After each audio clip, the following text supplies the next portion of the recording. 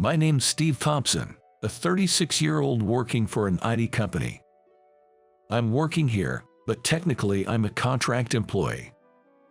After serving as a systems engineer at a major IT company, I decided to start my own business, and I'm now training under a boss I greatly admire.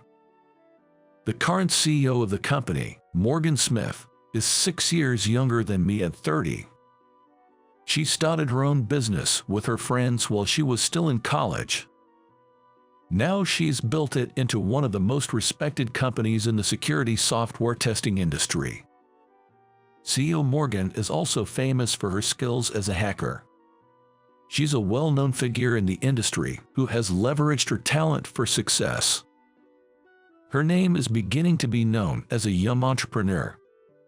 I chose the path of entrepreneurship because I admire her.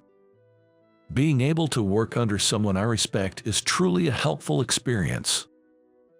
I sincerely admire CEO Morgan. One day, I was summoned to the CEO's office and received a strange request from her. "Will you live with me if I pay you?" Taken aback by this unexpected proposition, my mind went into a momentary freeze. CEO Morgan, watching my reaction, had a serious look in her eyes. It didn't seem like her usual jokes or pranks. I regained my composure and immediately responded. "Understood." From when? There was no way I could refuse a request from the admired CEO Morgan. I have no idea what her intention is, but if there's something I can do, I'll do it wholeheartedly. We had built that level of trust between us. I knew you'd answer immediately, "Steve." With a satisfied smile, CEO Morgan slid the key card to her private apartment across the desk. "Just for a month. The address will be sent to your phone. Let me know if there's anything you need. The only concern, I guess, is my own self-control." What makes CEO Morgan famous in this industry isn't just her ability. Her beauty, comparable to that of a movie star, is also a contributing factor. Well, the problem, I suppose, is mine alone. With that thought, I started to feel a bit sorry for myself.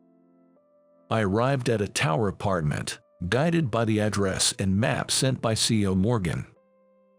It was a high-end apartment building with a full-time concierge service. I feel a little intimidated thinking I'll be living here for a month. Using the card key given to me, I headed for the designated room. An intimidating concierge, an older gentleman, lowered his head as he saw me. I guessed that CEO Morgan must have spoken to him beforehand. I nodded back, saying, "I appreciate your help." When I was about to enter the elevator at the end of the foyer, the concierge came forward and pointed to another heavy glass door further back, saying, "Over there." I couldn't access that floor without a card key. Beyond the glass door was an elevator exclusively for the higher floors. There was a security guard stationed there. The security seemed to be top-notch. When I held the card key to the sensor, I didn't have to specify the destination myself. The elevator door opened with a ding to a high-rise floor. From the number of doors, I could tell there were few rooms on this floor. The room designated by CEO Morgan was at the end of a long hallway. As I rang the bell, I heard a voice from inside saying, "I'm coming." The front door opened immediately. It seemed dangerous for a woman to live alone like this. When I raised my head to express some concern, the person standing there was not CEO Morgan. "You must be Mr. Steve Thompson. Morgan told me about you. Please, come in." She had a strange tan, but she was a girl with a well-formed face. She had come out to the entrance barefoot. "Who are you?" I was pulled into the entrance. I was a bit panicked because I thought CEO Morgan would be greeting me. "Didn't Morgan tell you? I'm her sister, Grace. Nice to meet you." She bowed slightly and smiled at me. She led me to a spacious living room and prepared some tea. She said CEO Morgan usually lives here alone. Grace laughed, saying that she was a freeloader just like me. Her profession was a photographer specializing in accompanying mountain climbers. She said she had just returned to Japan after a long time. "You've been overseas for a while. Did you come back to Japan for any special reason?" I casually asked a question, but I would soon regret my carelessness. Grace held out her left hand in front of my eyes. Even with bandages wrapped around, I could tell. Her left hand was missing the little and ring fingers. To my gasp of surprise, Grace shrugged and said, "Frostbite." It must have been a tough situation. I was called back by an hysterical Morgan. "I've been told to stay in Japan until I fully recover. I think you are probably my watchman." I correctly understood the true meaning of the request from CEO Morgan. And so, the strange cohabitation of the three of us began. Living together, I noticed that the personalities of these sisters were really opposite. CEO Morgan is always logical and cool, and her beauty makes her feel like a cool beauty. On the other hand, her sister, Grace, is a wild child, always acting on intuition. She has a face as beautiful as CEO Morgan, but she's not taking good enough care of it, like getting sunburnt. Moreover, she is a genius at destroying home appliances. It's so much that I think it's not just a talent. It's hard to believe she's the sister of CEO Morgan, who is at the top of the IT industry. "Steve, the water isn't coming out." "Why?" Today she was struggling in front of the water dispenser. "Grace, all you have to do is switch this. Then hot water comes out. It's cute when it's just this level." The other day, for whatever reason, she had water flowing backward and flooded the floor. My computer was also broken in the incident.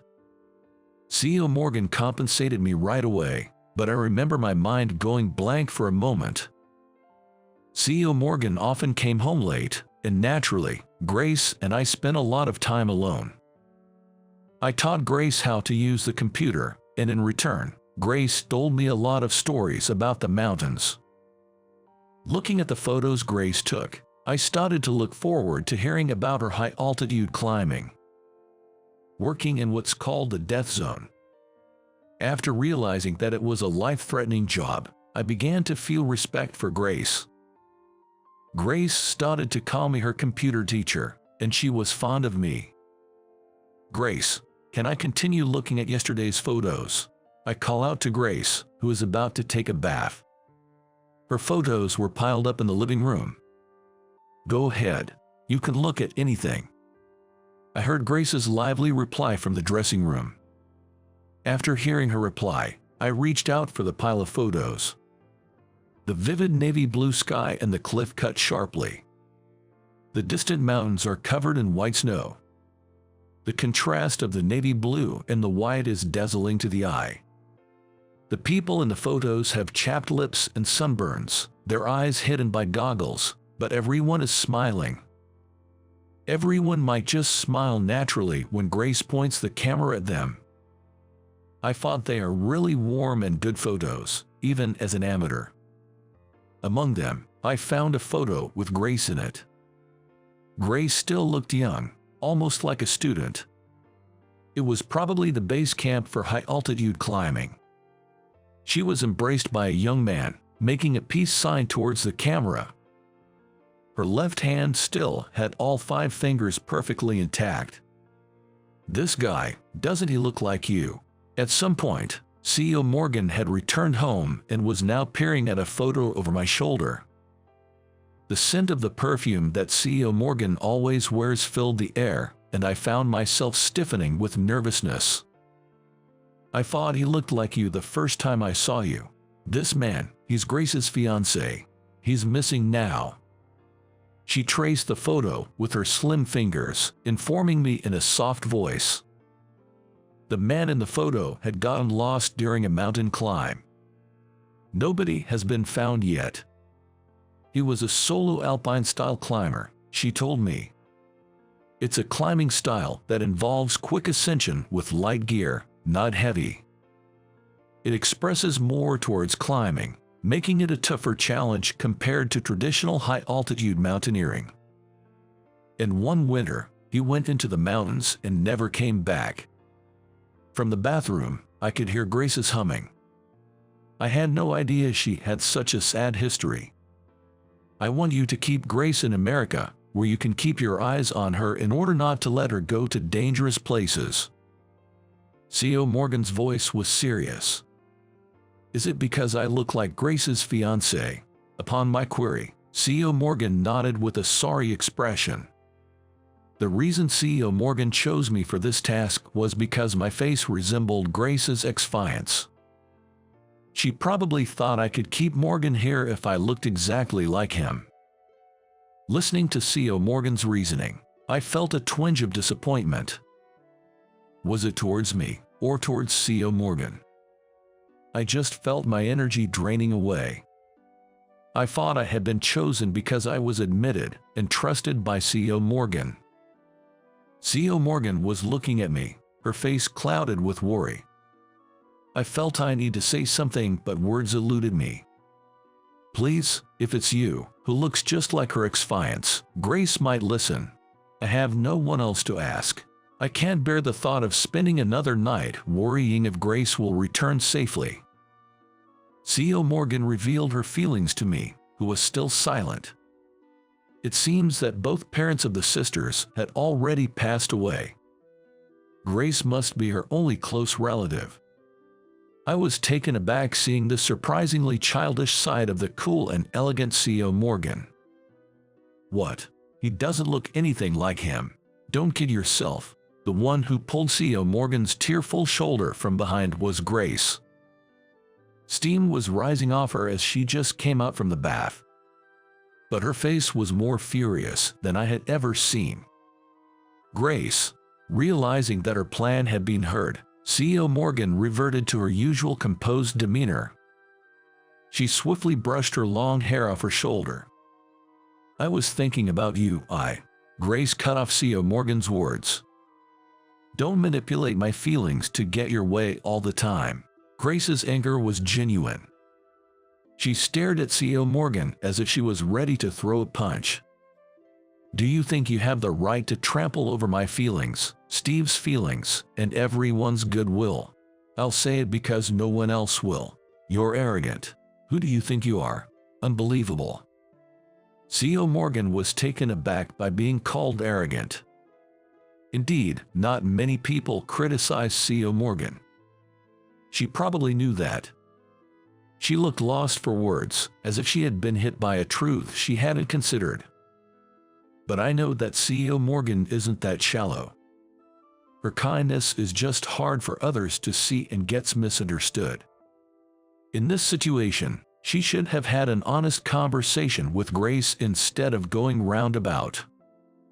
C.O. Morgan is just worried about Grace's well-being. It's as simple as that. Grace, please don't say it like that.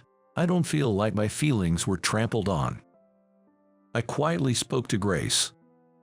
When I was consulted about this, I felt I was trusted by C.O. Morgan. That's a fact. Sure, the confession earlier was a bit shocking, but my respect for C.O. Morgan hasn't changed. I convey that to Grace. C.O. Morgan looked at me with a surprised expression. C.O. Morgan is perfect at work, a person to be admired, but now I also got to know a new side of her, a caring elder sister. It's the best. Grace looked stunned at my words. C.O. Morgan shyly looked down. Morgan, is he your fanboy? He's not a dangerous guy, is he? Is everything okay? Grace, who was furious just a moment ago, now looked worried and asked C.O. Morgan. She even moved a little away from me, putting distance between me and C.O. Morgan. That hurts a bit. Hey, don't label me as dangerous. The sisters looked at each other at my response. And then they burst out laughing. Grace was even bending over, hitting the floor. C.O. Morgan also covered her mouth, trying to hold back her laughter. What? That's harsh, isn't it? In the end, The two sisters were laughing so hard, they fell over holding hands. It seems I helped them make up, but I felt a bit confused. From that day on, our cohabitation has been enjoyable. There were no secrets or grudges, and they treated me like a real family member. I savored what it felt like to be in a family after a long time. It even made me feel like going back to my parents' home. What was surprising was CEO Morgan's swift change. She tried to keep me around using a romantic approach, but now she's telling me not to lay a hand on my sister. When she says that, I strangely start thinking about Grace. Not too long ago, I wouldn't have felt anything even if we were alone, but recently, I feel a bit embarrassed and it's troublesome. Tonight, CEO Morgan is out on a business trip. I pulled up in my room after watching a movie in the living room with Grace. I think about an hour had passed. It seems that drinking beer was a mistake, as I had to crawl out of bed to go to the bathroom. The corridor was already dark, with the lights turned off. A light leaked out a little from Grace's room next door. It seemed that Grace was still awake. Listening carefully, I could hear an unfamiliar sound coming from Grace's room. Unable to suppress my curiosity, I peered in through the gap in the door to determine the source of the sound. As soon as I unwittingly raised my voice, I made eye contact with Grace, who was in the room. I thought it was dangerous, but it was too late. What I saw was Grace alone in the room, polishing an axe. Moreover, a faint smile was on her lips. Although I was waiting for her to scold me right away, there was no sign of the door opening.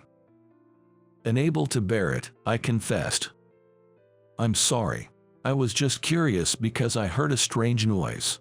Through the door, I can sense Grace trying to suppress her laughter. The next moment, the door opened with a click, and Grace appeared, wielding the axe with goggles on. I unintentionally fell on my rear. Grace looked down on me, seemingly triumphant over my clumsy fall. Let's call it divine punishment. Raising his goggles to reveal her eyes, Grace flashed me a cheeky grin. I accept my divine punishment. I had no choice but to respond like that.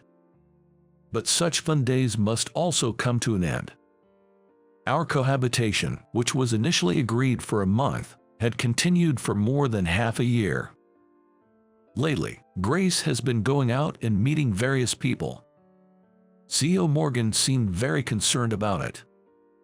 It's about time for me to head back over there. I'll be heading back soon, Grace said during a rare dinner together. I thought those words, which I had been dreading, had finally come out. CEO Morgan, too, seemed to have the same thought as his chopsticks paused. Why does she have to go back to the mountains? Can't we just continue living together? CEO Morgan put down her chopsticks and asked Grace. Grace just replied, I can't. When you go back, I'll be alone again. Do I have to spend my days praying for your safety again? Don't you understand how hard it is to endure the anxiety alone? Words that seemed to blame Grace. Yet it seemed to me that CEO Morgan was hurt even as she spoke those words. Grace, you're more arrogant than me. CEO Morgan spat out the words with a resigned coldness. I couldn't just stand by silently. CEO Morgan, I'll always be by your side. Whoever you marry, that won't change. Please, let me carry half of your worries. I truly meant that. CEO Morgan would eventually marry someone. But for that person to share the worry and concern she has for Grace would be challenging.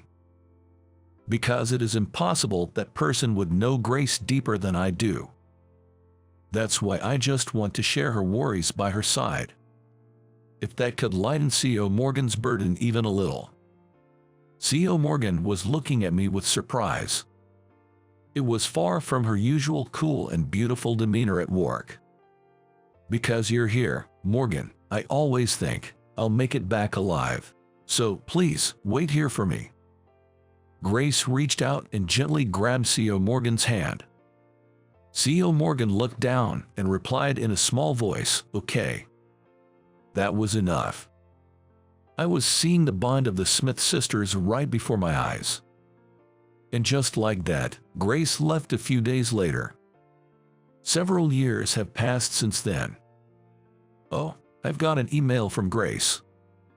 I'm still living in that apartment with soon-to-be my wife, Morgan. As I peered at the laptop in front of Morgan, I saw an email from Grace. It was a message saying that she wouldn't be able to attend our wedding ceremony. Apparently, the weather had been bad and the summit attack was significantly delayed. She wrote in the email that she still couldn't climb the high-altitude base camp and that it would be impossible to descend and return home. When I opened the attached file, a picture of Grace making a peace sign with a tan face against the backdrop of a snowy mountain and blue sky appeared. Grace really loves being in the mountains. I imagine that she must often be exposed to harsh nature, but Grace is always smiling in the pictures she sends. Indeed, my late father used to say that Grace has a talent for climbing. He preferred Grace over me. Morgan said, forcing a smile. It was the first time I'd heard such a story. Apparently, Morgan soon realized that she would only be a hindrance if she went climbing with them.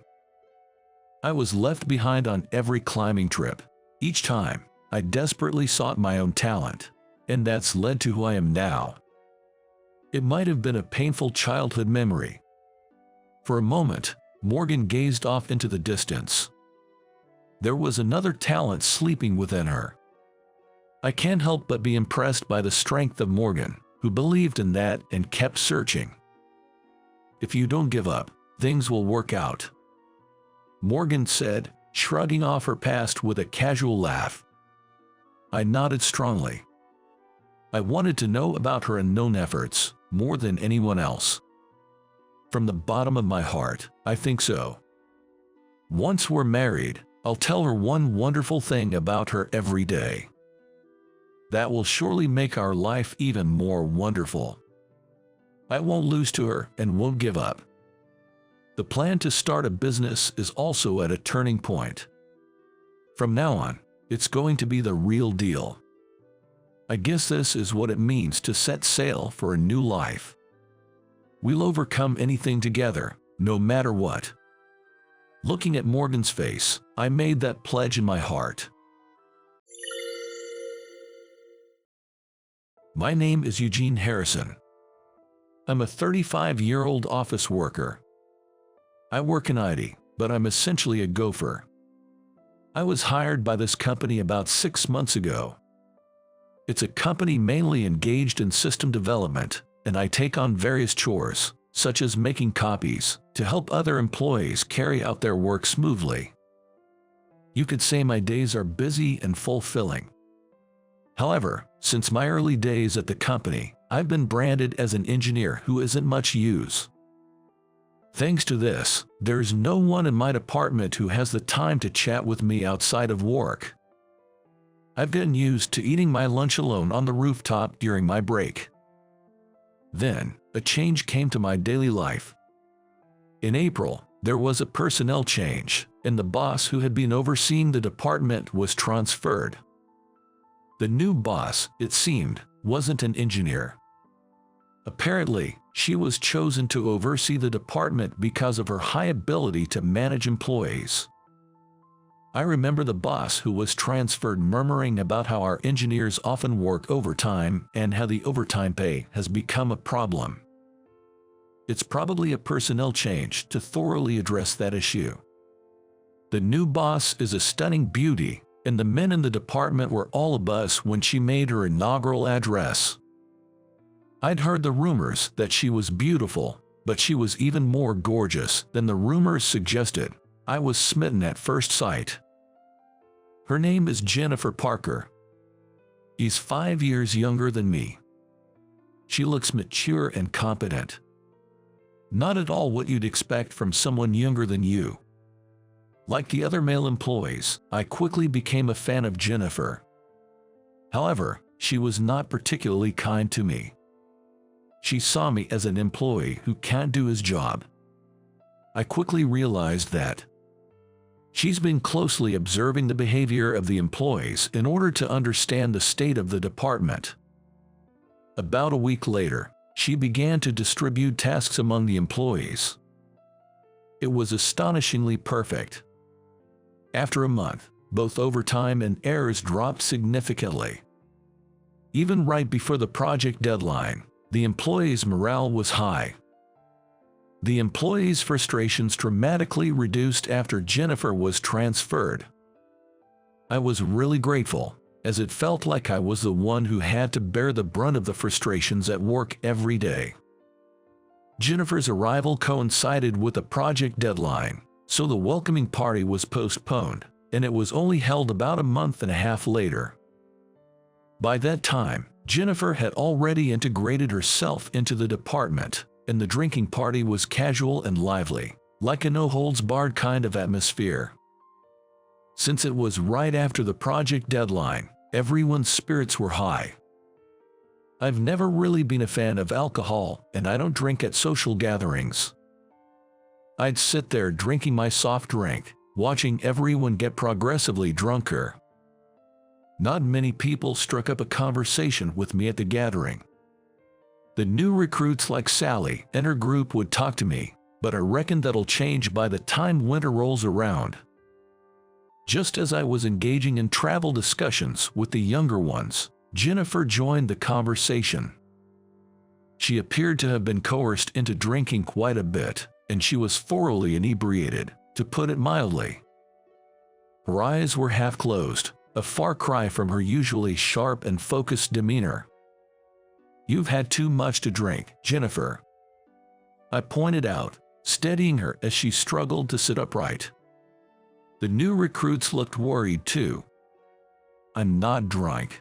You're all just making fun of me." She giggled while denying it. This wasn't good. She was clearly intoxicated.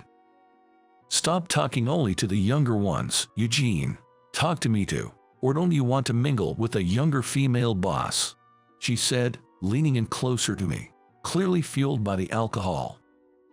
I wanted to create some distance, but I had the feeling that if I did, she might tumble out of her chair. The new recruits, likely scared of being caught up in this situation with a boss, made a hasty retreat, leaving Ms. Jennifer and me alone at a corner table. "Come on, Jennifer, sit straight," I said, trying to push her upright by the shoulder, but she was swaying and struggling to find her balance. "Can't you lend me your shoulder, huh? It's not like it's going to decrease." She slurred, hardly forming her words properly. Acting like a child, she was swinging her legs, and one of her high heels went flying under the table. Jennifer was surprised to find his shoes missing and stuck her face under the desk. The next moment, she started laughing uproariously. "You always put on such a serious face, Eugene, but I can tell you're really good at your job. You think you've got me fooled, but you're just underestimating me," she said, puffing out her cheeks. This caught me off guard. As far as I knew, only the CEO was aware of my background, and it seemed unlikely that Jennifer would have been informed. Did she notice something from the way I usually act? "You're underestimating me," she yelled, playfully punching me with a weak cat punch. "I have two things I don't like: alcohol and drunks." This was getting out of hand. "Could someone give me a hand with Jennifer, please?" I called out to the bustling tables around us, and a colleague came over to help the drunk Jennifer. Even as she was being led away, she didn't let go of my arm. Jennifer's colleague, Jane, who joined the company at the same time as her, informed me that she had asked Jennifer's sister to pick her up. A taxi was on its way. Despite her low alcohol tolerance, she loves her booze, Jane chuckled, sharing some inside information. By this point, Jennifer had started dozing off, still clinging to my arm. You've become her favorite. Jane laughed as she observed this. Jennifer's pickup arrived about 15 minutes later. I apologize for the trouble my sister has caused. A woman who looked strikingly like Jennifer said when she arrived. But her vibe was completely different. She clearly didn't seem like a corporate worker. Excuse me, I'm Kate, Jennifer's sister. I'm sorry for any trouble she's caused. Her sister deeply apologized to me, making me feel somewhat embarrassed.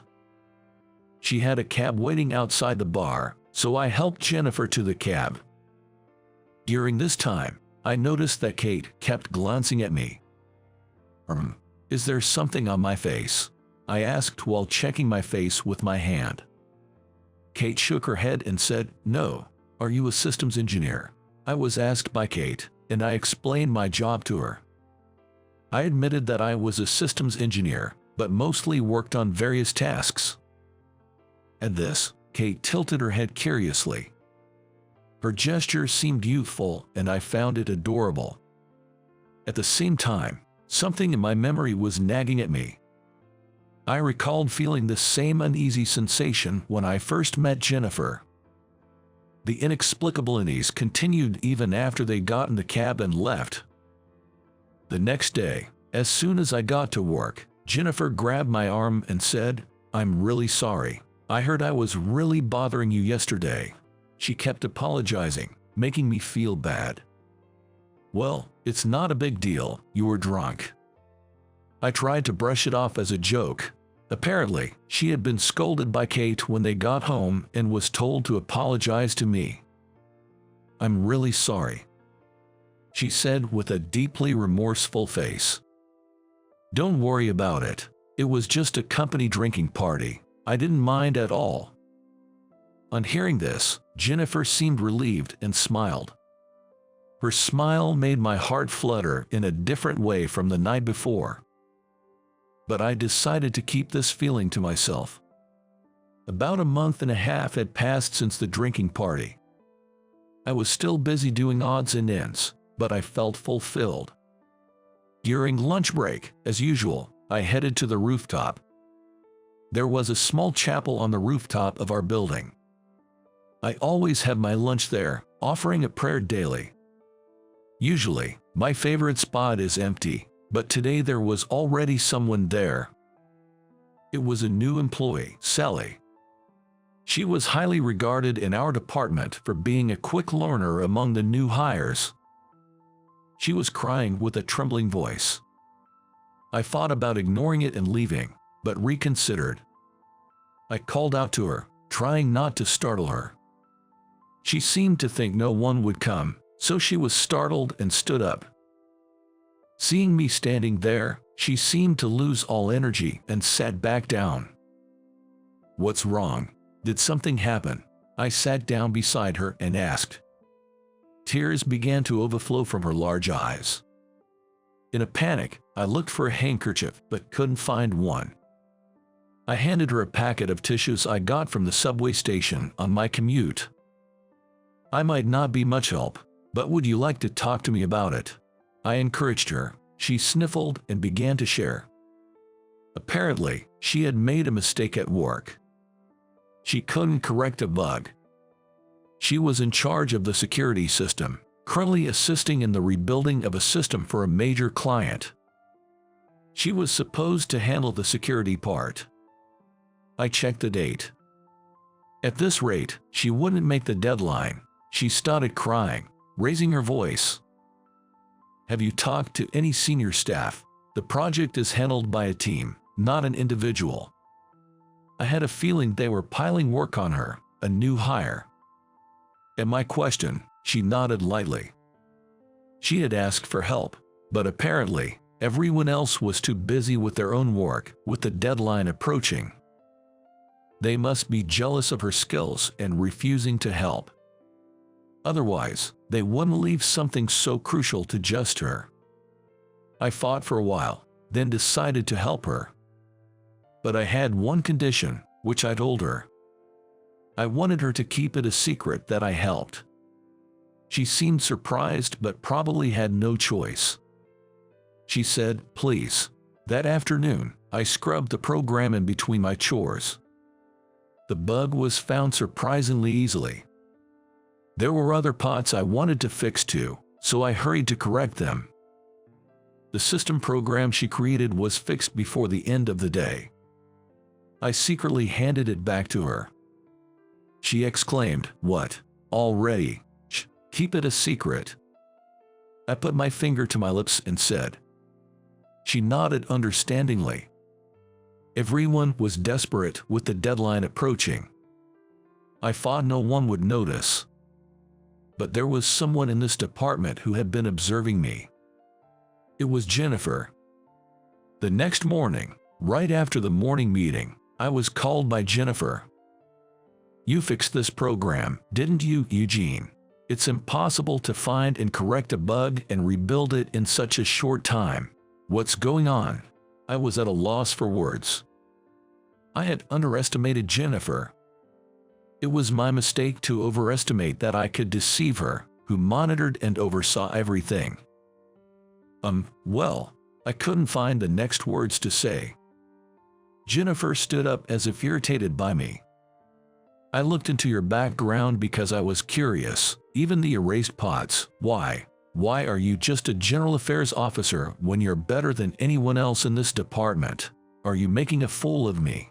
Jennifer couldn't hide her anger and raised her voice at me. I wondered why she was so angry. Whether I work or not, whether I have the ability or not, it's up to me how I use my power. To be blunt, this isn't a matter worth upsetting Jennifer over. I was torn between telling her the truth and just quitting my job. That being said, it did get under my skin a bit when Jennifer got irrationally angry without understanding the situation. The moment I opened my mouth to retort, the department door was flung open roughly. Heavy footsteps approached us. Who made this security program? The one raising her voice was Kate. Sally mumbled, "It was me." And this, Kate stormed towards her. She shrank back in fear. Tears welling up in her eyes again. She was expecting to be scolded for some mistake. The fear of being unable to explain herself was palpable. Panicked, I stepped forward. It was me. I did it," and raised my hand, identifying myself to Kate. She halted and turned around to face me. Then she grinned. "I thought so." "Why, Kate?" I asked Jennifer. "Kate is a white hat hacker hired by this company. It's her job to find vulnerabilities by breaking the security we build. My program was handed over to Kate last night. Apparently, she's been making a fuss since seeing it." Kate, standing before me, looked at me intently. "It's been a while, Eugene. Don't you remember me?" She grabbed her long hair in one hand and tied it up into a ponytail. I did recognize that look. Wait, why? My memories rushed back to high school. That was during an IT exchange program over summer vacation. It was a government planned program to teach system programming to students in the UK. I remember being among those handpicked from various places. We didn't interact much due to the age gap, but she, as an elementary schooler, would often engage me in conversation. That was Kate. Her hacking skills overshadowed those of the college and high school students that were with us, and I remember being astounded. There was a talent in her that couldn't be reached through hard work alone. In the end, I decided to stay and study in the UK during the exchange program. I haven't seen her since. "Do you work as a handyman here? Don't be ridiculous. I know that you have more talent than anyone else here. Why are you holding back?" She was angry because the program was too perfect. How I use my talent is my business, isn't it? Even though she doesn't know a thing, she imposes her opinions, and I can't hide my irritation anymore. In the midst of our glaring, Jennifer steps in between us. And in the next moment, she slapped my cheek with a resounding smack. For a moment, I couldn't comprehend what had happened to me. When I realized it wasn't Kate who slapped me, but Jennifer, I was truly shocked. Why don't you utilize your talents? Why? I longed for that talent so much I could choke. While receiving the same gift as Kate, why? Jennifer scolded me with a serious look, and my irritation subsided in an instant. Tears welled up in her eyes. No matter how much I try, I can't beat Kate. Dad's favorite isn't me, it's Kate. Why? Because I don't have a gift, even though we are twins. What's different between me and Kate? At Jennifer's words, Kate hung her head. It's not Kate's fault, and it's not Jennifer's fault either. It's nothing but a cruel joke by God. Jennifer then dashed out into the hallway. Go after her. Take responsibility, Kate said, still looking down. Twins are strange. They always want the same things. I have the best gift. So Eugene, you can give yours to Jennifer. I couldn't see Kate's face as she was still looking down. But then, I remembered. The last day of that summer vacation. Kate wrapped a small piece of wire around my ring finger and said, "Please remember to find me. When we grow up, I'll become your wife." I thought it was a joke from a grade schooler and soon forgot about the promise. I'm sorry, I have to go. Leaving those words behind, I went after Jennifer. I saw her turning the corner of the hallway and climbing the stairs to the rooftop. Wait, Jennifer. Even though I called out to her, Jennifer didn't stop. There was a loud bang, and the rooftop door opened. When I got to the rooftop, Jennifer was hunched over, hugging her knees, beside the small chapel. She was burying her face in her knees. I quietly sat next to her. I'm sorry, I said some horrible things. I apologized to Jennifer for my arrogant words. My apology itself might have been taken as arrogant. Even so, I wanted to apologize. Jennifer shook her head slightly at my apology. It's not something you should apologize for, Eugene. I'm sorry for speaking without knowing anything. As she said this, she raised her head. Her eyes were red. I just want you to listen to my story for a little while. I started talking with that preface.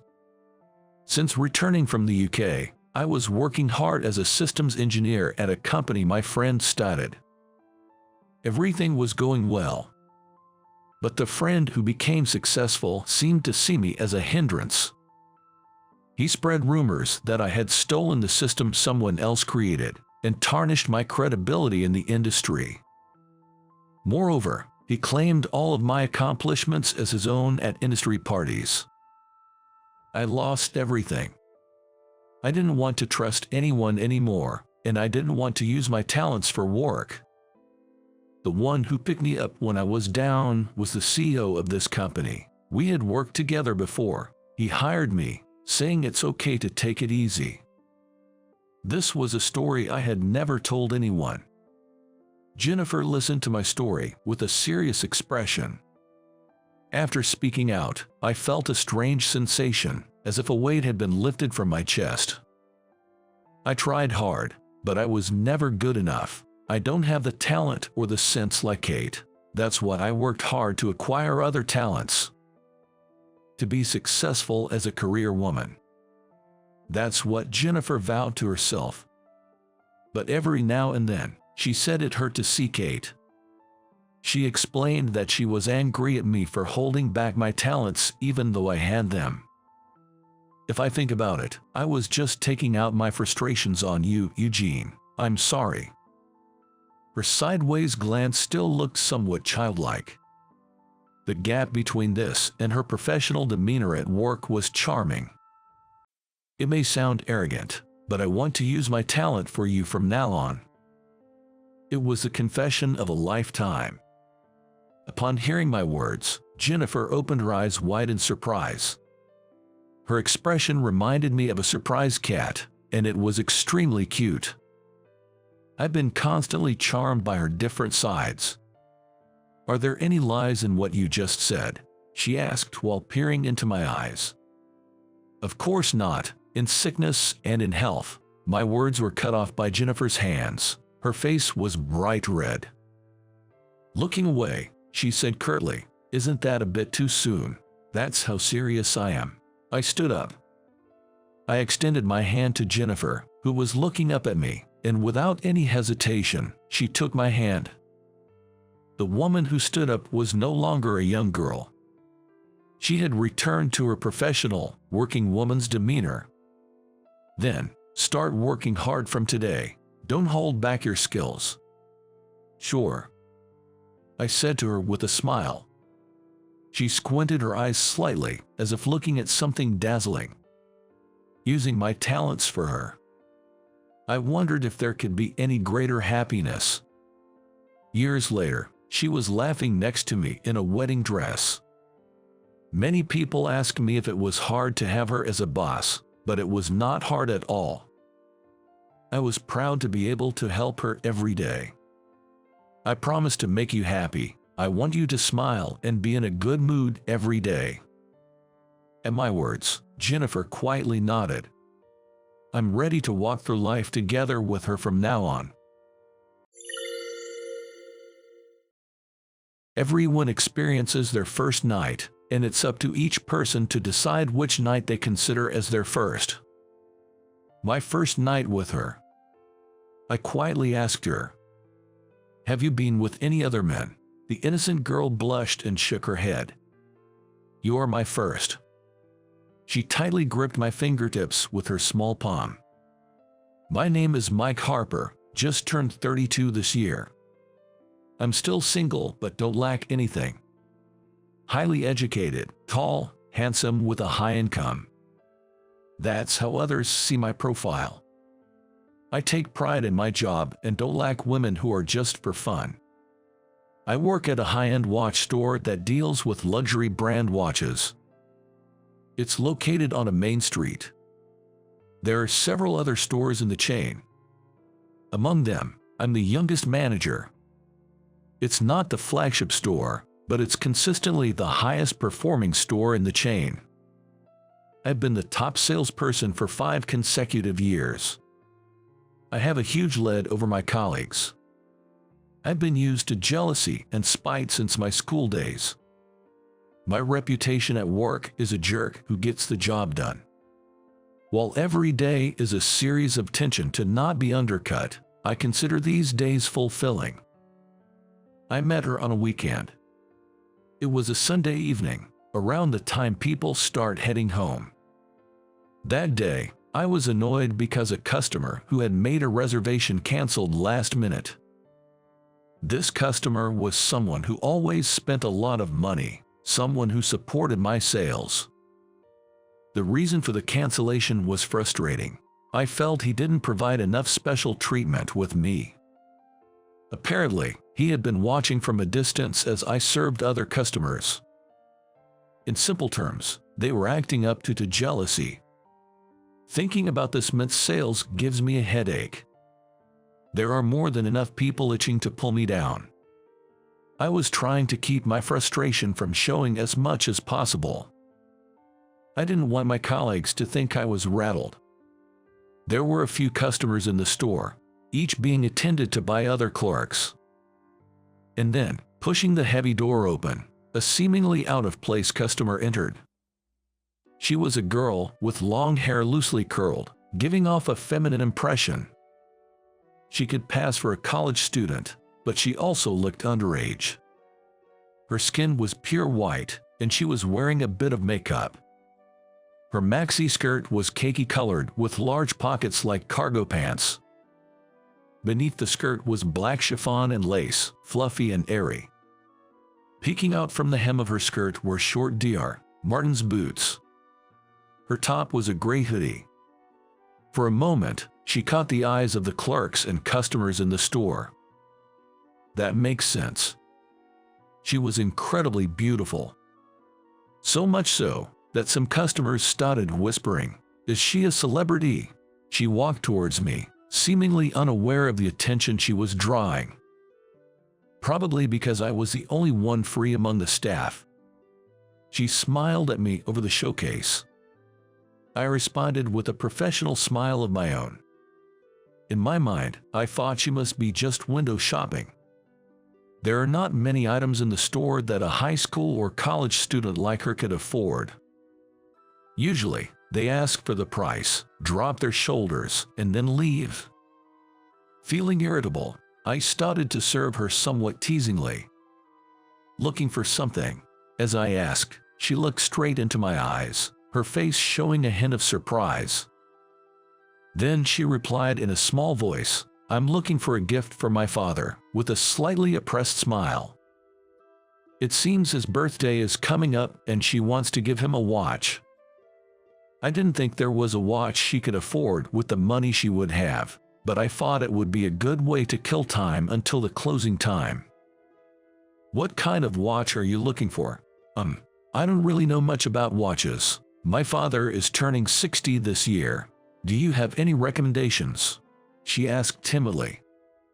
Her small voice sounded like that of a little squirrel. "Your father would be happy with any watch, if you're the one to choose," I said. At my words, she gave a small nod as if being pushed from behind. She began to look carefully at the watches in the showcase as she slowly walked around. Every now and then, she asked questions like, "What's the difference between this watch and that one?" She really seemed to know nothing about watches. She might not be able to choose anything when she sees the price. Then, she stopped for a watch with a beautiful design on the dial. "It's incredibly beautiful, isn't it?" What she pointed out was a watch from a luxury brand. It's a beautiful watch that incorporates traditional Japanese craftsmanship. Her eyes sparkle as she looks at the watch. I took it out of the showcase to show her. "I'm torn between this one and the one over there." The direction she pointed was another showcase from a different luxury watch brand. Watches priced in the range of $50,000 and $100,000 were on display. Certainly not a price range she could afford. I was slightly irritated, thinking she was just a window shopper after all. "All of these watches are quite expensive," I told her, implying that she probably couldn't afford any of them. She didn't seem to notice my snide remark, and she innocently smiled back at me. "Which one do you prefer, buddy?" Being suddenly called buddy, I was taken aback. I'd never been referred to as buddy before, as no one seemed to feel that close to me. She stared at me intently, noticing that I was unable to hide my surprise. "Oh, I prefer the watch with the exquisite craftsmanship." Even though I was planning to recommend the more expensive one, I ended up honestly suggesting the one I liked. Despite being cheaper than the other one, this watch was also priced at $11,000. But when she heard my response, she seemed satisfied and nodded. "Then, I'll take this watch, please." She said it casually as if she were purchasing some cute trinket. "Could you gift wrap it for me, too?" She tilted her head, and I silently nodded in response. "Ma'am, the payment, it's going to be quite a hefty sum." I gently showed her the price tag. Showing her the hefty price tag somehow made me feel a little guilty. She checked the price tag, then took off her small backpack and pulled out a paper bag. She pulled out a bundle of bills still strapped together and offered it to me, as casually as if she was taking out a bag of cookies. The $1,000 bills at the end of the stack came out of the backpack front pocket. "I believe this should cover it. Can you please check?" Her words jolted me out of my stunned silence. I told her it would take some time to wrap the item and led her to a sofa seat. A female staff member, who had just finished serving other customers, offered her a drink menu. Suddenly receiving such special services, she looked somewhat uncomfortable. I had the impression that there were still more bills in her paper bag. 10 minutes later, she carefully received a gift box with the watch in it and left the store. I was able to confirm that she was not a minor from the customer's profile information. but why she was carrying around such a large amount of money remained a mystery. This was how I met her, Catherine Summers.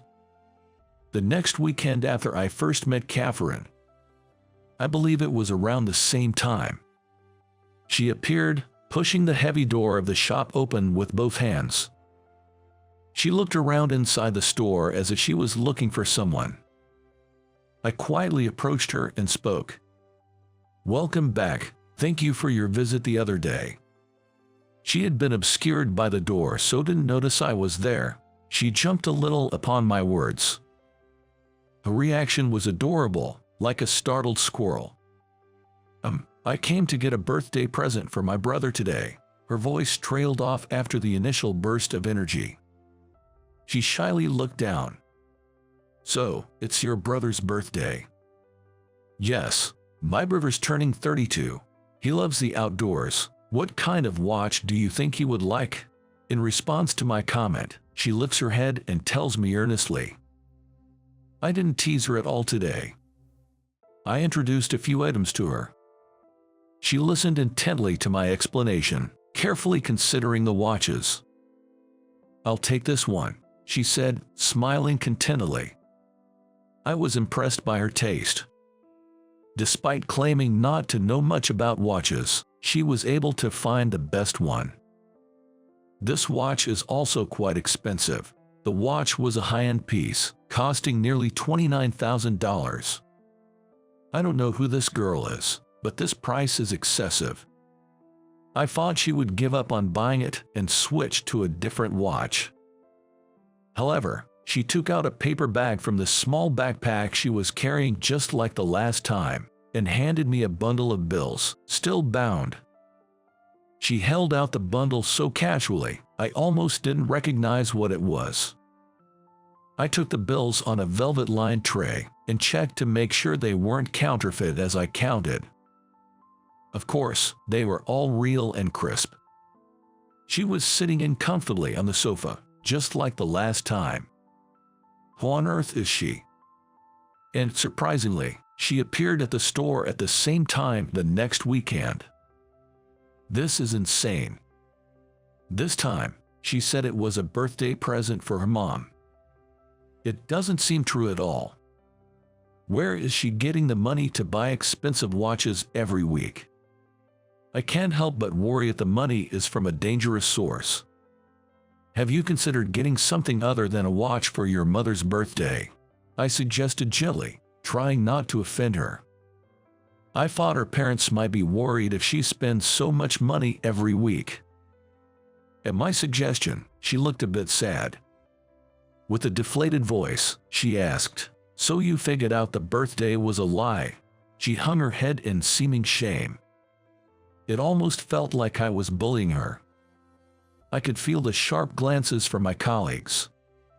So the birthday story was a lie, I thought. I'm sorry for lying, but I couldn't think of anything else. She bowed her head deeply. I panicked when the customer bowed to me. "You don't have to do that." I hastily touched her shoulder, and she looked up and locked her eyes onto mine. "Is there a way for me to see you without buying a watch? I've never been shown such direct affection before." I lost my words for a moment. In response to my silence, she continues, "It was love at first sight. I've never felt this way before. If it's a nuisance, I'll hold back, but is there a way I can just keep being close to you?" Apparently, she had been visiting the store every weekend just to see me. Her thin shoulders were trembling slightly, perhaps due to nervousness. "You're welcome here anytime, with or without a purchase. We're always waiting for you." Half professional, half genuine. It felt different from the usual courtesy I show to customers. There was a strange feeling about my own words. "Thank you so much." Her tense expression softened instantly. From that day on, she started visiting the store every weekend. She would pop in without interrupting my work, exchanging a few words with me. She made friends with the store employees and would chat happily with them when I was busy. One usual weekend at the usual time, she peeked in through the door. "Hello, Mike. Welcome, Miss Summers." We've been repeating the same exchange for several weeks now. With her usual small backpack on, she greeted me with a beaming smile. The other employees would call out, "Welcome." She would respond to each greeting by nodding her head. The next moment, stacks of bills rustle and fall onto the floor. It seems that the zipper of her backpack was becoming more open, and its contents slipped out as she moved through the store. 3 bundles of money with bands around them and loose $100 bills scatter across the floor, making me nervous. She was checking her backpack, saying, I picked up all the money and handed it to her. "Do you always carry around this much cash? It's dangerous." I unintentionally sounded like scolding her. She took the money I gathered in both hands. "Thank you. I had a huge win today. Usually, I have much less," she said, smiling brightly. Why does she always carry around so much cash? The initial question I had for her came back to me. "Hey, how come you have all these money?" I wasn't speaking to a customer anymore. I felt like an older brother worried about his little sister. In response to my question, she gave me a puzzled look. As if it's completely natural to carry around a lot of money on weekends. "It's poker. There was a match with a real good player today, and the results were unexpected." I had a hard time processing her words. The words poker and the girl in front of me didn't seem to fit together. What she pulled out of her backpack was a card player magazine, wrapped with a piece of cloth. There were markings that looked like she had passionately learned the strategies. I was speechless at the sheer contrast. She looked worriedly at me as I stood there, stunned. Our eyes eventually met. Her eyes were a bit watery. I was taken aback and froze. "Are you disappointed? Do you hate me now?" Her slender shoulders were shaking, seemingly tense. I remember seeing these shaking shoulders before. At this moment, I felt a strong need to reassure her, who was always so sincere to me. "I'm not disappointed. How about we go out for dinner next time?" Upon hearing my words, her tears quickly retreated. A broad smile appeared on her face, and she expressed her joy by jumping up to stand on her feet. "Promise, don't just say such a thing." I wrote down my phone number and handed it to her, who was so excited already. I knew I probably shouldn't be doing this, but I hoped they would let it slide just this once. In fact, the other employees seemed to be turning a blind eye. She accepted the note with my number as if it were a treasure, and smiled with joy. I can't forget the trembling voice of her when she first called me. On the day I first asked her out, she told me there was a place she wanted to go during the day. "If you don't mind, I'll tag along." The place she took me was a casino, not too far away from the watch store. Apparently, there was a sizable tournament happening. These players are the real ones. For the record, I don't gamble. Not cards, no dice, no online stuff, nothing. She looked genuinely happy as she raised the bet, looking like she knows what she's doing. "It feels like a dream, being here with you, Mike." Looking at her sparkling eyes and joyous face, I found myself feeling happy as well. She was unlike any other girls I've met before, and I found myself unsure of how to deal with it. We went to the dinner after she was satisfied with her play. When I took her to a slightly fancy Italian restaurant I had reserved, she seemed a bit nervous. "Excuse me for a moment, I got a text." Her phone kept chiming with new text notifications during dinner.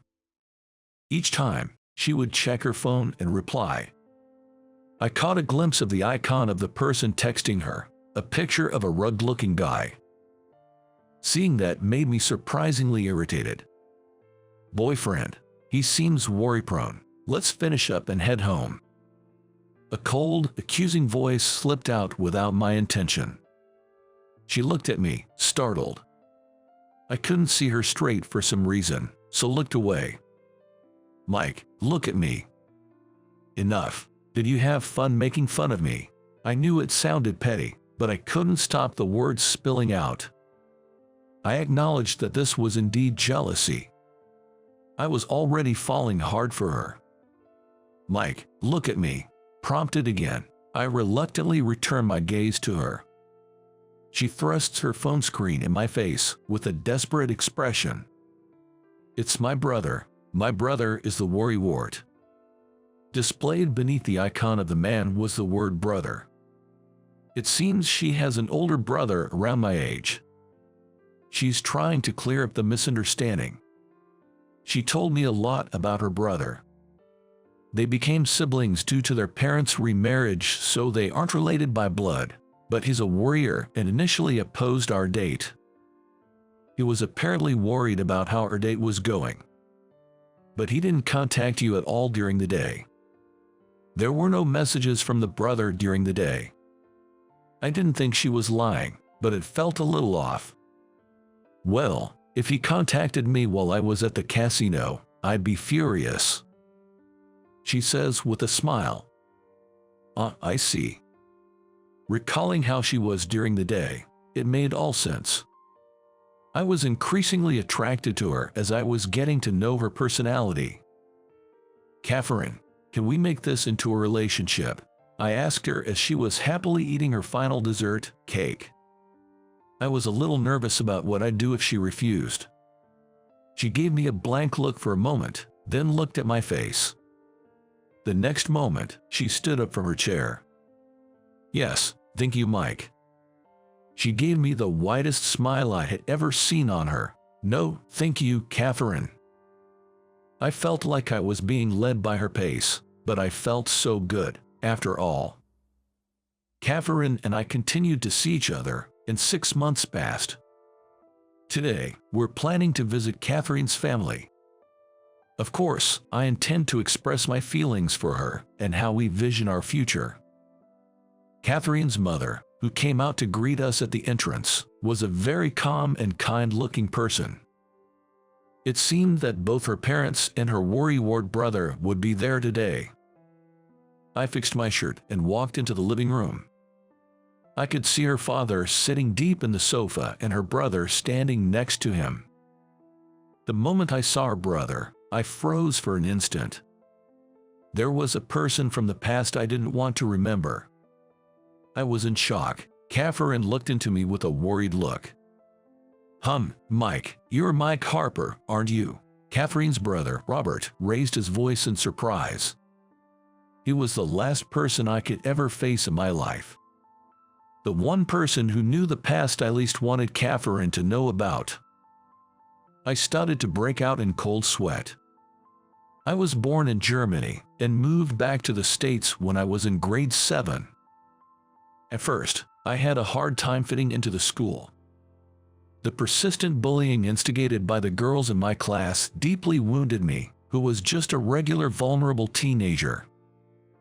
It was Catherine's brother who helped me out. Robert was the only one who was kind to me, who was being excluded by the class. I betrayed such a kind classmate. The target switched from me to Robert, who was protecting me. That's how I got released from being the target. And I abandoned kind Robert. I joined the other classmates and bullied him. If I didn't, I would be left out again. It was fear that led me to betray Robert. In the end, whether this was the cause or not, Robert was not there after the summer vacation. He and his family had moved, and Robert got transferred to another school for the new semester. I had not seen Robert since then, until this day. I'm sorry, Robert, I just can't find the words to say. I wanted to run away from this situation and turned on my heels. I thought I would just run away. If Catherine finds out what I did, she would be sad and very disappointed at me. I don't think I can stand it. Mike, What's the matter? As I brushed off her hand and headed for the door, Robert's voice reached my back. Are you going to run away again? Is that all you can handle? Robert's words made me stop in my tracks. I wondered what I would lose if I ran away from here. I know I would lose Catherine. At the same time, I felt like I would lose something very important as a person. I closed my eyes tightly and motivated myself.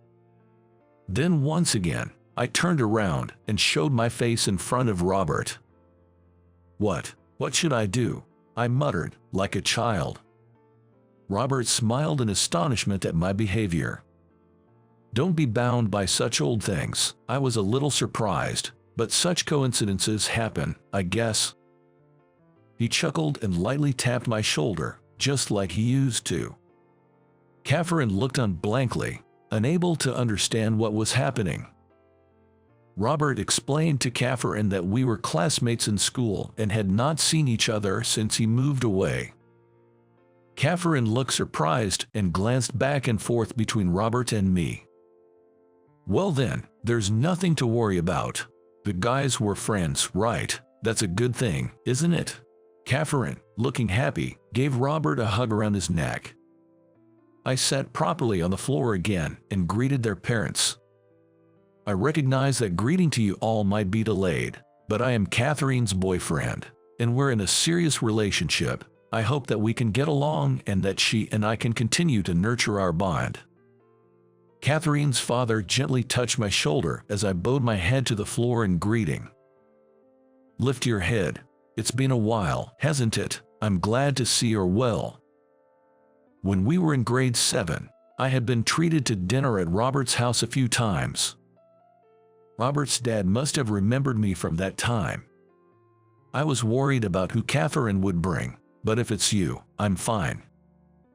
But I abandoned Robert, I unintentionally said to her father, who was smiling at me gently. Does he hold no grudges against me for abandoning his son? You know your own weaknesses and faults. That's what makes a person grow kinder with time. Hearing those words, I felt tears welling up in my eyes. The kind and open minds that Robert and Catherine have must be the result of the heritage from this man. I thought, I wanted to become someone like him who can forgive mistakes by others. Robert had told me that the move during summer break wasn't due to anything that happened at school.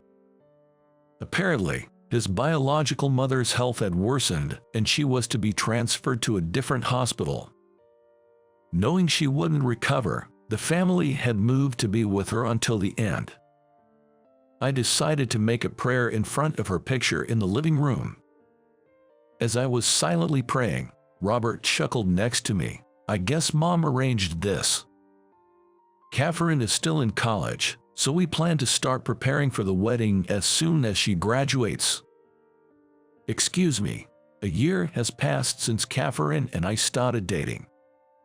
This is my first time stepping into her apartment. She wanted to experience living alone for her final year of college, so Catherine rented an apartment. Our relationship has been going pretty well, but we're under the watchful eye of Robert. I was convinced that our relationship was not progressing because of him. I opened the door and stepped into a room. The room was an absolute spectacle. Posters of Casino and the archive of card player magazines decorated the space, and I could spot so many notebooks and memos with her handwriting on it, traces of her studies for the advanced strategies. Has any other man been in here? I whispered to her in a deliberately hushed voice. She blushed and giggled shyly. Shaking her head, she smiled and said, "You're the first." Her small palm squeezed my fingertips tightly. "Oh, wait, you're not the first. Robert came over to eat yesterday," Catherine exclaimed as she had suddenly remembered it. "No, I'd rather you not count that." I looked around worriedly, wondering if Robert had installed surveillance cameras. Seeing my reaction, Catherine laughed. After a good laugh, she shared a little secret with me. "You know, When I first met you, I bet that you would fall for me. I was confident in my gambling skills. From now on, whenever I get lost in my life, she would be my guide," Catherine confidently proclaimed. "As long as she is by my side, I'll never be lost in life." Since I started dating her, my reputation at work has changed. It seems I've finally graduated from competent but a jerk. How did you find it? Subscribing to the channel really motivates us to create more content. See you in the next video. I'm Mike Sanders, a 30-year-old office worker. I'm an editor at a major publishing house. Being a bookworm, I majored in literature in college, so I'm living pretty fulfilling days. The only thing missing is a girlfriend, but unfortunately, I've had no experience with dating women so far. Mike, we've got a new writer coming to the editorial department today. I want you to handle the meeting. Just as the editor-in-chief instructed, I started preparing for the meeting. In fact, a few days ago, our company held an essay contest, and I was assigned to handle the winner. The new writer is a woman, using the pen name Mary Caro. I haven't met her directly yet, but her work was really interesting. As an editor, I was proud to meet a writer with talent, but I was stunned by the person who showed up at the meeting booth. To my surprise, the person standing in front of me was my old crush, Kathy. As expected, Kathy was shocked to see me. "What? No way. I can't believe Mike works for this publisher." I was so engrossed in her pen name that I didn't notice, but her real name, Kathy Capra, was indeed written on the documents the editor-in-chief gave me. Despite being taken aback by this unexpected turn of events, we got down to business immediately. "I've read your work, Kathy, and it's really interesting. We'd like to have you continue to write a regular column for our magazine, so today we'll discuss the details. We also conduct reader surveys in the magazine, so let's aim for the top ranking together." As I handed her the documents and looked straight into Kathy's face for the first time in 10 years. Kathy's beauty hadn't faded at all. She was even more attractive than before. She is 2 years older than me, but her skin is still fair and firm, and her black hair is shiny and full of moisture. Her casual attire, a white blouse paired with dark brown chinos, gave off an air of a sophisticated adult woman.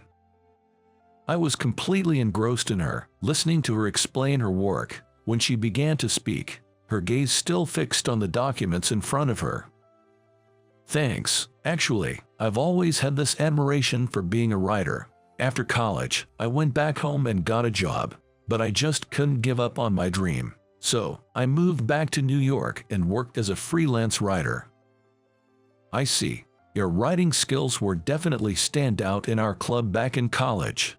I meant it as a compliment, but the moment I said it, I noticed her face go pale. She must have remembered that incident from 10 years ago as a bitter memory. I regretted my comment immediately and tried to change the subject. Here's my business card. If you ever have any questions, feel free to contact me anytime. Thank you for your time today." As I bowed my head after saying that, Kathy responded with a somewhat tired expression, "Thank you too," and then left the meeting room. Phew. The moment she was gone, I heaved a deep sigh. In fact, we had a history like this. 10 years ago, Kathy and I were in the same literature club at college. Kathy, being beautiful, was admired by everyone around her, considered the club's idol. I also had a secret crush on her. "Mike, I read your review in this Mint's journal. It's really interesting." "Thank you. I enjoyed your serial novel too." "Really, that makes me happy." With that, Kathy turned to me with a smile as bright as the sun. I was a bit of an introvert, but her cheerful and spontaneous nature had a way of melting my defenses. Sadly, my love stood no chance. That's because she already had a lover. "Kathy, let's head home together. "Oh, okay. I'm coming now." As soon as Kathy saw her boyfriend, Joe, she gleamed with joy and rushed off to join him. Seeing them walk side by side, I thought to myself again, they are really a good match.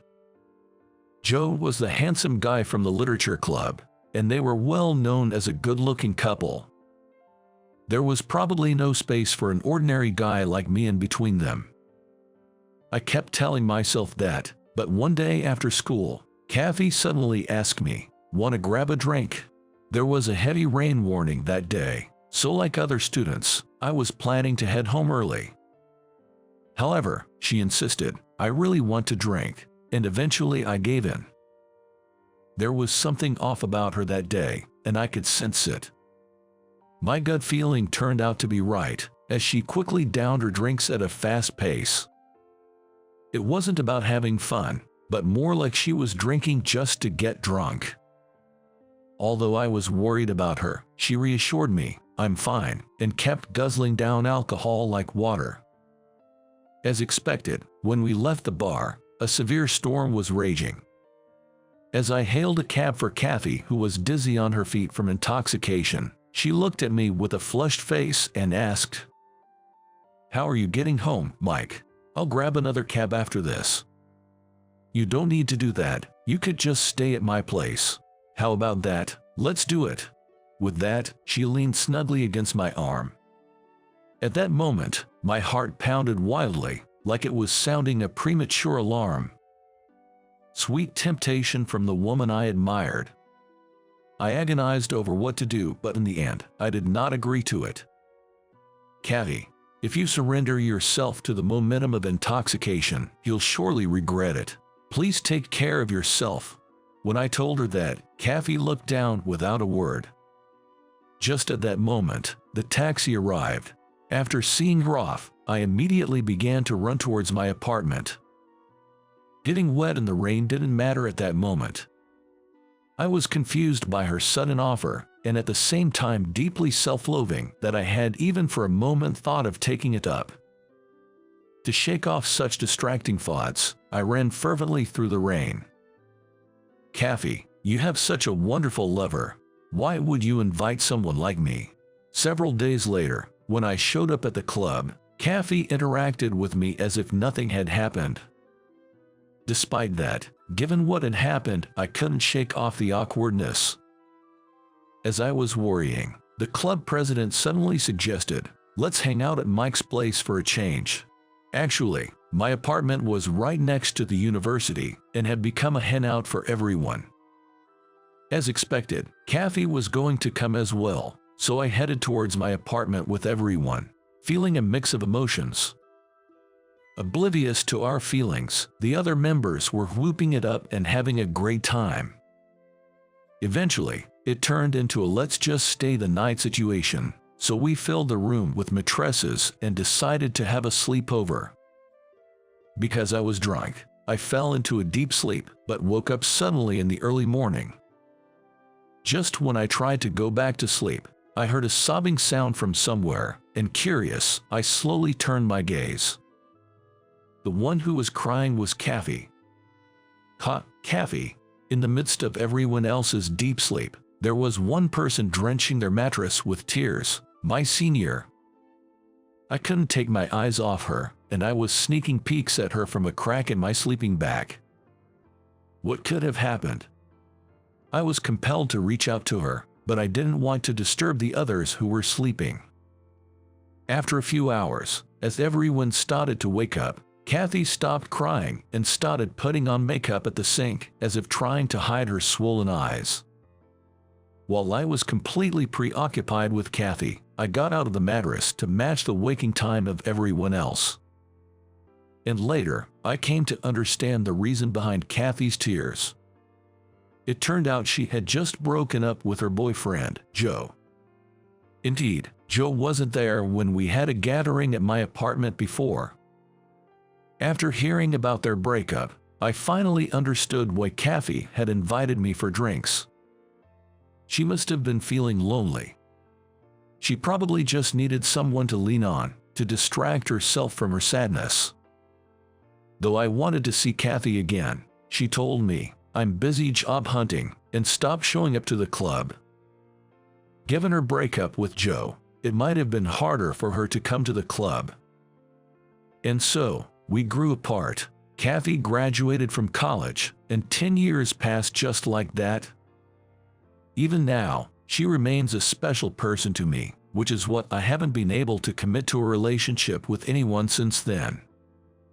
But since we've managed to reunite, I'd like to be good business partners. We did start off with an awkward vibe at work, but as soon as I read Kathy's draft, we quickly broke the ice.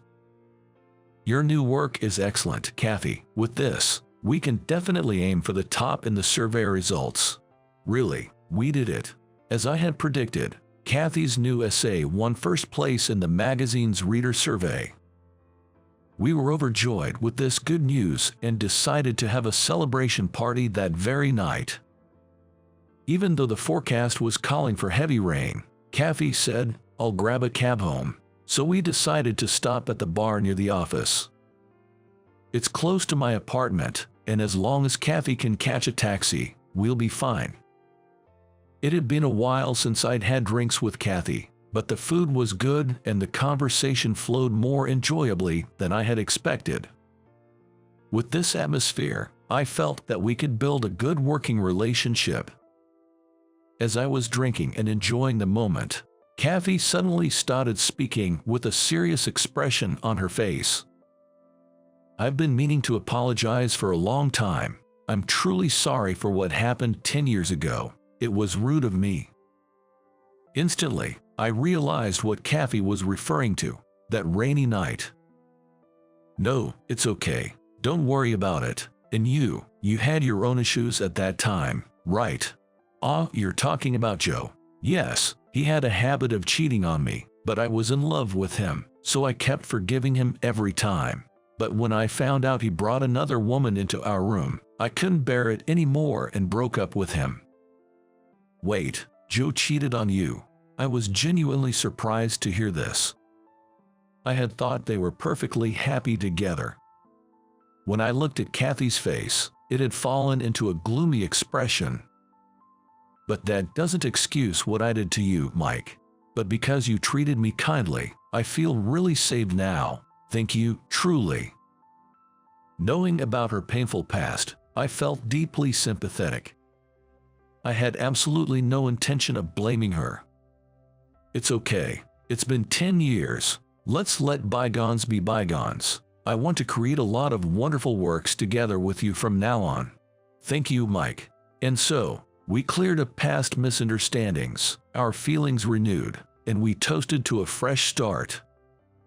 We left the bar in high spirits and tried to hail a taxi, but all the cab companies were booked solid. Apparently, there was a concert in the neighborhood, and all the taxis were pre-booked because of it. To make matters worse, the trains were also delayed, and Kathy, who lived in the suburbs, couldn't get home. Seeing Kathy distressed, saying, "What should I do?" I bravely suggested to her, "Kathy, if you'd like, why don't you stay over at my place?" Normally, I wouldn't dare make such a bold suggestion, but being a little tipsy gave me the courage. As I nervously awaited Kathy's response, she let out a sigh of relief. "Thank you, that would be wonderful." However, once we got to my apartment, there was only one bed. I offered Kathy the bed and told her, "I'll sleep on the couch," and was about to head to the living room. To my surprise, Kathy suddenly hugged me from behind. Too shocked to move, I froze, and then she slowly spoke. "Don't go, Mike. We finally got together. I don't want to be apart from you anymore." "Kya, Kathy, what's going on?" "There was one thing I couldn't tell you when we were drinking earlier. I've been in love with you since that rainy night." "What?" At Kathy's words, my mind went blank. I never thought Kathy could have feelings for me. Before I knew it, Kathy was crying. At that time, I was really at the end of my rope. I was betrayed by Joe, whom I loved, so many times that I didn't even care what would happen to me. But you were there for me, telling me to take care of myself. I was always sacrificing myself for Joe, so I was even happier to hear your kindness. I realized I had been looking for someone like you all along." Listening to her, my resentment for Joe grew stronger. The fact that he had hurt her so much, I could never forgive him. That's why I felt I couldn't face you, so I stopped going to the club. I tried to forget about you and make up for the past, but the moment I saw you, I couldn't stop my feelings of love. Kathy, unable to stand it any longer, I faced her and hugged her tightly. I was filled with such love for her, I couldn't help myself. I like you too, Kathy. I've never been able to forget you. Mike, I'm so happy. After confirming our feelings for each other, we decided to sleep together in the same bed. I remember when I insisted on going home in the heavy rain, I panicked. We really haven't grown at all, have we? With that, Kathy chuckled next to me. To which I said, "Well, you were pretty drunk at that time. Are you sure you won't regret it? I can sleep on the couch if you want." However, Kathy shook her head vehemently. "No, I'll never regret it. After all, I truly love you." With that, she closed her eyes, so I said nothing more and stroked her hair gently. I want to make her happy no matter what. With that thought in my heart, I drifted off to sleep, ending a special night. And so, we officially began dating. Afterwards, Kathy continued her writing work smoothly, and even published a book of essays a year after her debut. As a talented and beautiful female writer, Kathy garnered popularity and even managed to host autograph sessions in bookstores. A lot of fans visited the autograph session, and I accompanied her as her supporter.